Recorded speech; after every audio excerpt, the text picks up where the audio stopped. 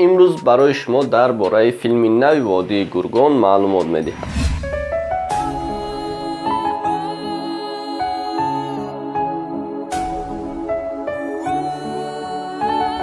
خوش سلام علیکم دوستان عزیز، با شما هستم علی اکبر. خوش آمدید به کانال همنواد. خیلی که به همه شما معلوم است گفتم که درباره فیلم وادی گرگان برای شما معلومات میدهم. ما خبرها را دیدیم و از این خبرها خودی پولاد علمدار یعنی نجات ششمز در اینترویو گفتن که فیلم نو میبراید. این خبر را خودی نجات ششمز یعنی پولاد علمدار در یک تلویزیون فیلم نوش را معرفی کرد که با نام Kurtlar Vadisi Kaos یعنی وادی گرگان کاوس. فیلم در ماه فوریه سال 2018 در اکران‌های تلویزیون می شود. ما دیدیم برآمدیم و خبر را از دهن خودی پولاد علمدار یعنی نجات ششمز برای همین گفتیم که ما معلومات پورا گیریم و بعدا به کانال گذاریم. و همه شما بسیار در حیرت ماندین که آیا فیلم وادی گرگان تمام شد یا اینکه دوام میدهد یا اینکه دوام داد بعد چی میبراید، کدام فیلم میبراید. و بسیاری ها میگن که همین نجات ششمز یعنی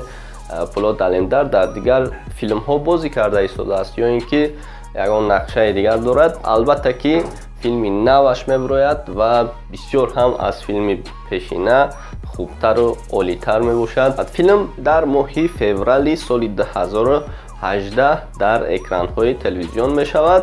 برای همین ما هم انتظار میشیم و خواستیم که این خبر خوش رو برای هواداران این فیلم وادی گرگان یعنی کورتلار وادیسی برای شما پیشنهاد کنم. فیلم به نام وادی گرگان کاوس می شود و اینچنین با زبان ترکیش کورتلار وادیسی کاوس. دوستان عزیز، فیلم نه تنها از تاریخ ترکیه بلکه از افغانستان و میانمار و دیگر جا مثال حکایه ها می شود. به صبرانه انتظار شوید. اگر خبرهای خوش شود باز به شما میرسانم، نه تنها در باره فیلم وادی گرگان بلکه تمام فیلم میخواستگیتون مثال در کامنتاری نویسید یا اینکه در اینستاگرام aliakbar.tj نویسید. حتما میبینم، میخونم و اینچنین همین گونه نوارها رو برای شما پیشکش میکنم.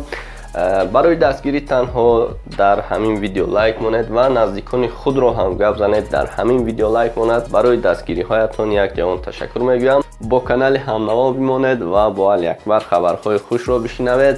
باقی سربلند و خانه آباد باشید.